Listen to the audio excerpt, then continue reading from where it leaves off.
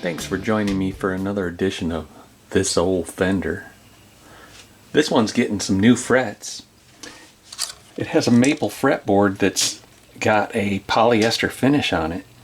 These are super jumbos. This is what raw maple looks like right here. This was the Highway One model, and it had an alder body with a lacquer finish. Polyester neck, super jumbo frets. Haven't even checked the radius yet, but I know what he wants here is the StewMac number 155. And I buy this in bulk because a wise man once told me, you've got to spend money to save money. And I always remember that. You can buy it by the piece, or you can buy it in little packs of 20 already pre-cut. But I like to radius it myself, and this guitar is pretty buzzy. What the previous repair guy did. And if you're a repair guy, please, if you're going to charge someone to get all the dents out of their frets, and they only have dents on the 12, level the whole thing so that these aren't 40 thousandths of an inch tall, and these are all 30 thousandths of an inch. All the player's going to get out of it is a bunch of really annoying buzziness right up to the end. So we're going to get rid of all the problems with this guitar. It's getting more narrow frets, and that's going to be a challenge. You have to be mindful of this maple finish, this wide footprint that these old frets have, and how is it going to look when there's this new, more narrow fret there? Is there going to be a footprint around it? Or can I do something about that footprint? Can I clean it out? Can I bleach it? Can I fill it in with a little finish? There's all kinds of options, and we're going to have to be mindful of everything as we go along this whole process. So let's take out some frets. More things to consider here is we're missing the string tree. That string needs to be down a little bit. It needs a little more downward pressure, these two, because they're coming over the nut and they're going straight out to the tuner. They need to come down. Also, this jack's loose, and they sell this little tool for tightening it. It's got a rubber tip on it, they being StewMac. Anyways, you jam that rubber tip in there, hold it, and then you can tighten the son of a bitch. Oh yeah, there we go. That's tight. Oh yeah, that's really tight. Also, Alex, the owner, Alex Blizniak, said he had someone put in a tone blend pot or something in here. So I ordered some Fender Pure Vintage pots, 250K. I'm going to replace all three of these, and we're going to look at the wiring in here, because he's not getting the right taper that he's looking for in his tone. Actually, this one is not a tone. This is the blend pot. This is the tone for the neck and the middle. This is the volume. So we'll be looking at the electronics a little bit. Mostly we're looking at the fretboard. You ever been trying to take the strings back out of a Strat and they get stuck in there? I'll tell you what the best thing is a coat hanger. You just jam that coat hanger down in there, and it usually pops right out.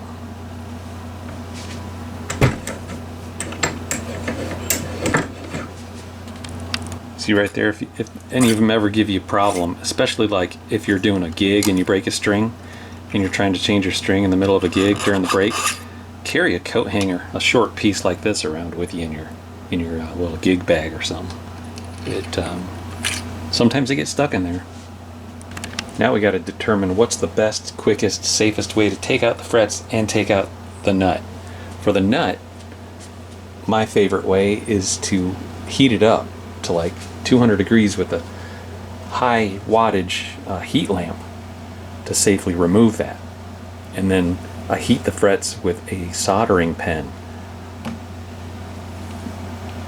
And then I use a puller, which I'll show you in the next clip. Stick that baby in there. So it's This end slides into that, and then it clips. There. I don't know which one I'm going to use yet, but let's see.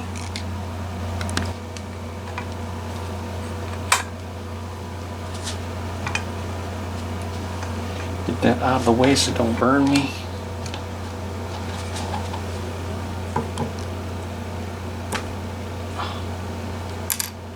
A lot of people just try to knock it out or pull it out and it breaks.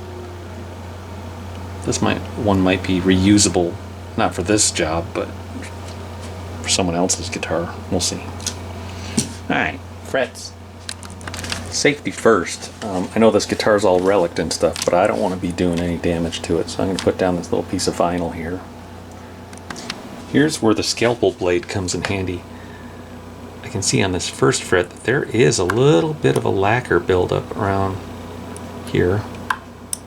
Actually, it's a satin poly. Oh, I just spit on his guitar, damn it. But yeah, the scalpel blade is a little more accurate for this because it's round.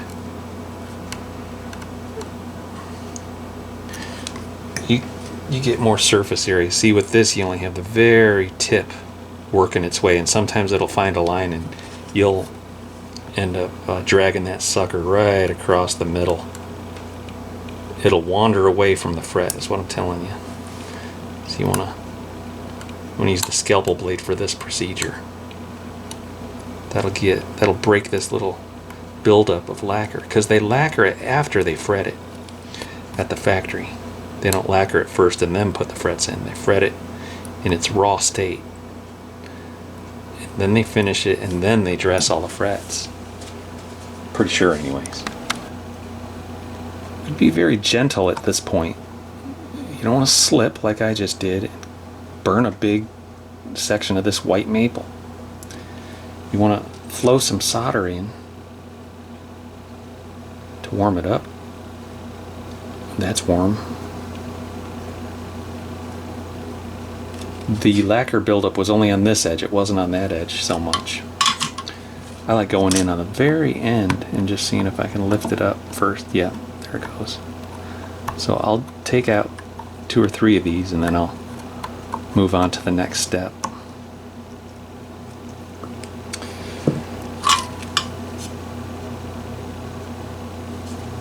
This tip has a little notch in it to hopefully keep me from slipping and damaging the fretboard, but it's sliding around anyways.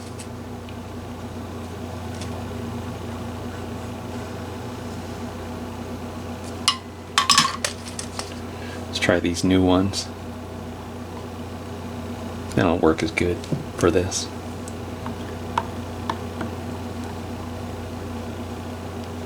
Actually, some frets are just harder than others, but I find the little traditional blue ones work better for removing old frets.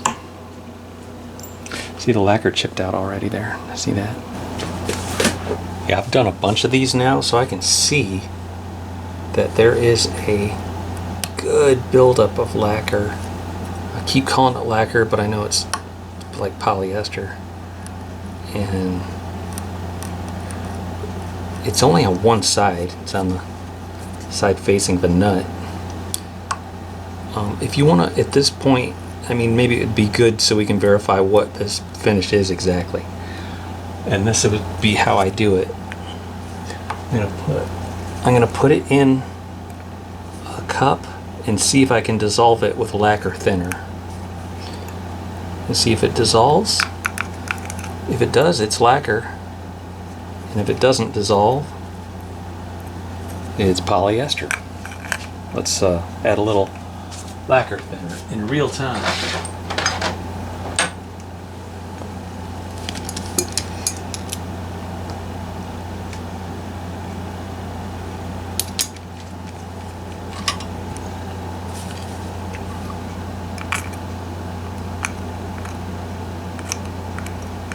We'll come back in a little while, see if it's dissolved. Kind of looks like it is dissolving. That would be neat. That looks better. Okay, as far as the dissolving of the little chips, it doesn't look like they're dissolving. So this fret job's costing $360 because I price it by the fret, maple and ebony, or I think, well, I can't remember exactly what my prices are off the top of my head, but I think it was $17 per fret for thin lacquered maple necks. It's more if it's a real thick polyester kind of thing. These finishes vary in thickness. Okay, and I raised my prices $1 per fret, so $17 per fret right now. And this is the year of 2022, and the economy was showing signs of inflation and stuff earlier in the year, so I raised it $1 a fret. But to the guys that are weary about the finish repair that's going to happen here, keep in mind right now that I have a technique of doing finish work between the frets after the new frets are in. We don't have to go with the grain on this polyester. Now I clean the fretboard. I'm going to start down here. Here are the two worst little chip outs that I had in the lacquer. I'm going to take this product, it's called TSP, trisodium phosphate. I'm going to try a couple different things. I also have some naphtha, which is probably a better choice because it will not cause the wood to swell. Maybe some paper towels on this. You can get it right down in the slots. You can just glop it on as much as you like and not worry about how it's affecting the wood. Next, this is the right width of fret wire, and I've taken off the barbs with the fret barber down to 20 thousandths of an inch. I might need to go 19 or 18 thou, but let's just see how much of a footprint. It doesn't even want to go in really, even right now. I mean, even with that much of the barb taken off, these slots are very narrow. Yeah, I'm gonna need to. It's going in, but I might like to take the barb down to like I said, 18 thou, so I can get a feel for how this is going to look when it's finished, even really before cleaning it up. There's a little dark shadow around the fret wire, so I'm going to need to clean all this dark stuff off as good as I can first before I install the new ones. I'm going to use naphtha to try to clean off this green grungy stuff. A little toothbrush and a paper towel. And I gotta admit, I wish I wouldn't have used so much heat because I've got some burn marks. I mean, scorching marks, I don't know what you call it, but we'll be able to lighten those up, I'm sure. I just wish I would have pulled the frets directly out with no heat. If it would have been possible, that may have looked better in the long run. We'll see. Now we bleach the wood. Wood bleach, solution A. Dab little on there. I want to just get a little on all these dark spots. Wipe up the excess slop and wait 10 minutes. After 10 minutes, you apply wood bleach solution B and with glee. Next, I bevel the fret slots with the 3-corner file. It's chamfering the top edge of each fret slot. Then I go in with a very fine Japanese type saw and clean out the maple dust from the bottom corners of each fret slot. Then I use this fret cleaning tool that has a hooked edge to pull all that excess dust out the treble side, leaving the bass side as nice as possible. One more time with the extra fine saw. And lastly, I clean out the fret slots with the paper towel wrapped around a feeler gauge with a little bit of naphtha. Alright, here we are on the next day. I got all the new frets in. And I'm going to try to let you see on some of these, especially on the top three, the missing top coat of finish. So what I want to do is use urethane. I've got this General Finishes Endurovar 2 satin finish, and this will not chemically fuse into the old. It's a water base. We have to create a mechanical bond between the old and the new. So I'm going to take 320 grit sandpaper wrapped around a file and just go in to the edge and scratch up that little area. I'm creating little scratches in the finish there. This is before using any files on the frets. We don't want any gray fret dust getting into these spots.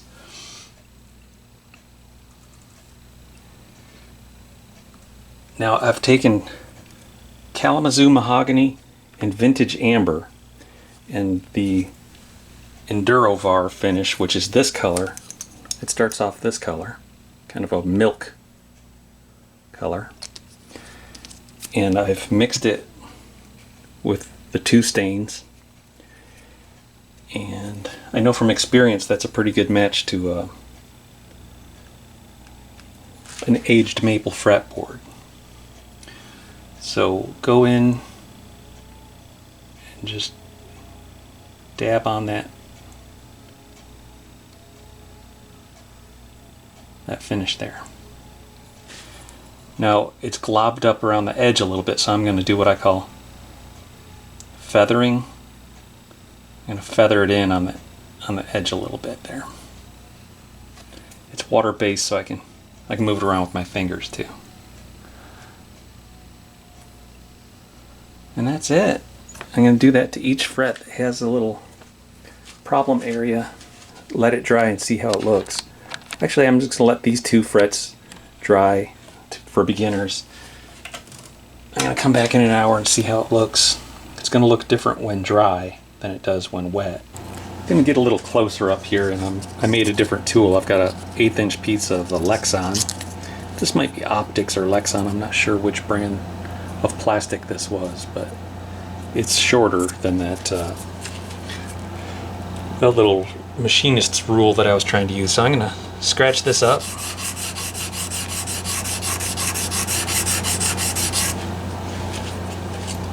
You can tell by the whiteness of the dust that that's a urethane or polyester dust. It's real white when you sand it. Okay, so I'm cleaning off the dust. And there's a little line of dirt. Sometimes I can see a little, I don't know, it looks like I could do a little more sanding. And then once I get rid of all the dark color, I can go in with my Endurovar 2 and see how that looks.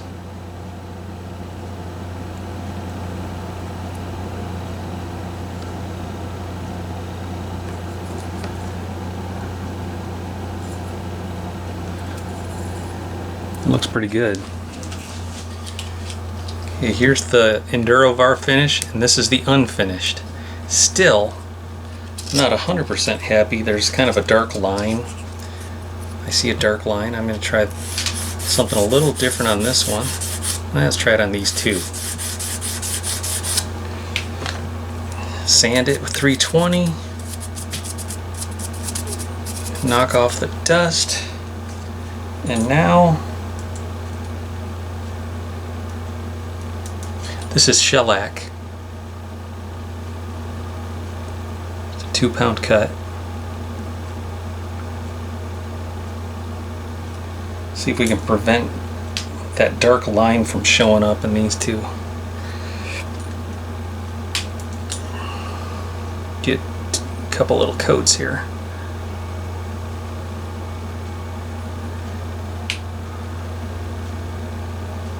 This one.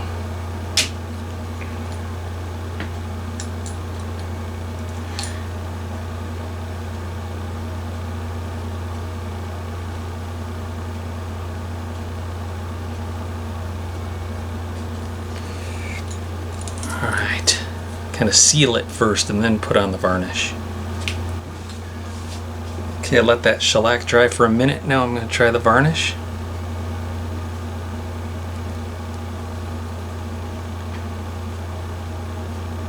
The urethane. And then I'll come in, I'll feather it.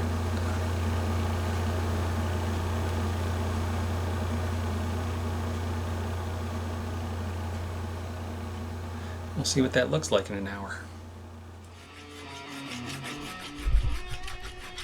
Now I'm leveling a couple high frets with my pillar file.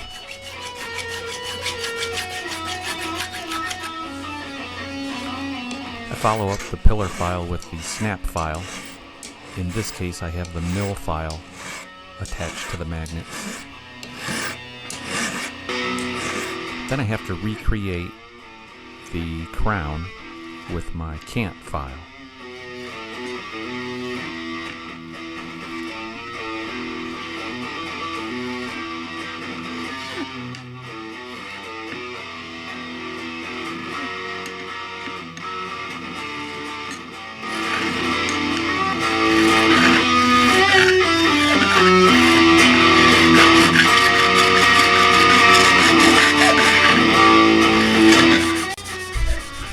Scotch Brite Maroon abrasive in between my sandpapers. 320 grit, 400 grit, 600 grit, 800 grit. Gray Scotch Brite pads. 1200 grit, 2000 grit. Who knows what's next? This fretboard is taped off. Was Wendy Wills, Daniels, West Virginia. True custom shop replacement, string retainers or string guides for Fender American Standard. Very nice. Next, I do the French polish.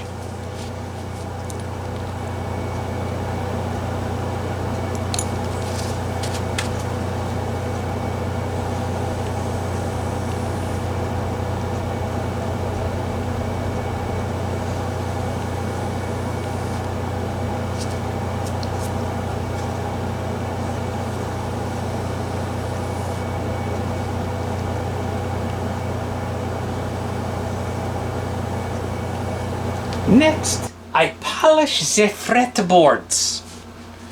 I take one of these old micro mesh sticks and I wrap her up. Just give her a little wrap here. And I got some polishing compound in this little thing. It doesn't take much. Put a little there. I'm going to hit this one. Look what happens when I rub it up against the edge of the fret.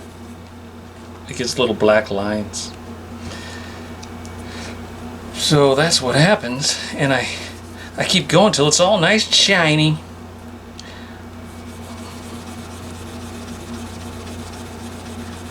Frets are all finished. Alright, this was the old part of the circuit, and this is the new. And if we look up here, we'll see both. That's the old circuit, I drew it out. And notice on a blend circuit, how all the lugs are on one side of the switch. Very different than the traditional wiring.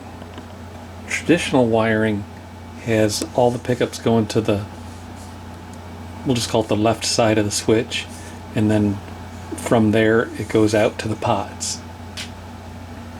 And that's exactly what I did here. Now I'm going to test this circuit. There's two ways I can test the circuit. The first way is to attach an output jack and a instrument cable to an ohm meter, and we'll take a look at and see what the ohm meter does.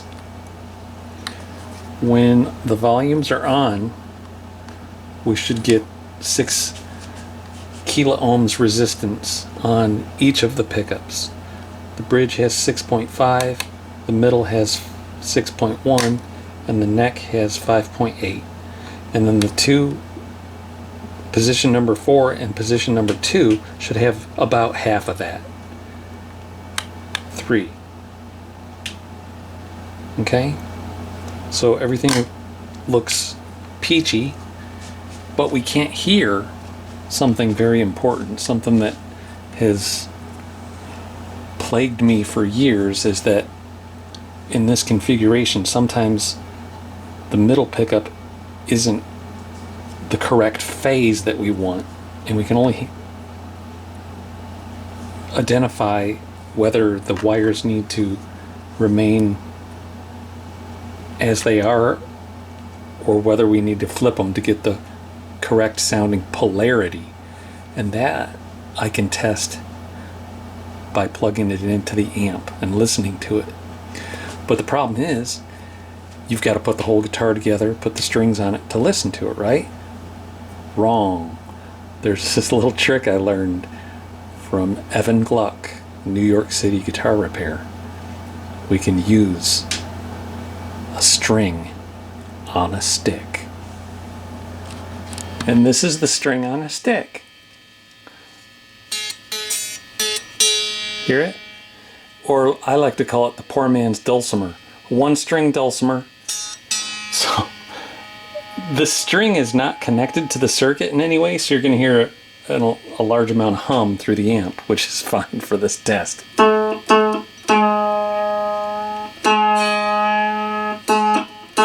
I can bend on it and change pitch. Okay, so position 1, position 2,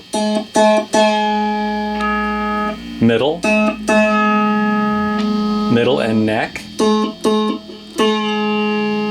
and neck. Yep, that's what it's supposed to sound like, minus the hum. But now we can put the guitar together one time. I don't have to put the guitar together and then find out that the middle pickup's out of phase, and then have to take it all apart and resolder those two lugs. But that is how I test it. One other little trick here that I don't know if you noticed, but the output jack has, I made this is another fun thing that I learned recently, is to solder some alligator clips to your output jack for doing these tests. That way you don't have to actually solder anything until you're ready. I'm ready! Well, the darn thing needed a new 5-way, which was a pleasure. I haven't ordered from Sweetwater in so long I forgot they give you candy. So I've been sitting here eating some candy, changing out a switch, and I'd say she's about ready to go. Let's give her a listen.